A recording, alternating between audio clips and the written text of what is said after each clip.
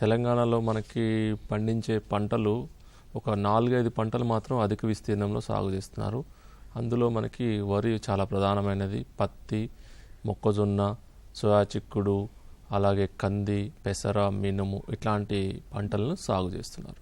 అయితే వరి ఎంత విస్తీర్ణంలో ఉంది అని చూసుకున్నట్లయితే సుమారు వ్యవసాయ శాఖ యొక్క గణాంకాల ప్రకారము ఇప్పటి వరకు గత వారం వరకు చూసుకుంటే సుమారు 65 లక్షల ఎకరాల విస్తీర్ణంలో సాగు చేస్తున్నారు.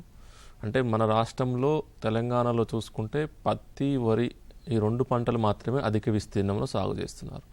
సో ఇంతటి అధిక విస్తీర్ణంలో సాగు చేస్తున్న ఈ వరి పంటలో గత సంవత్సరం చూసుకున్నా ఈ సంవత్సరం యొక్క విస్తీర్ణ పరంగా చూసుకున్నా కూడా సుమారు గత సంవత్సరము వ్యవసాయ శాఖ గణాంకాలు ఏం చెప్తున్నాయంటే సుమారు 66 లక్షల ఎకరాల విస్తీర్ణంలో సాగు చేయడం జరిగిందని వారి యొక్క సమాచారం ఉన్నది.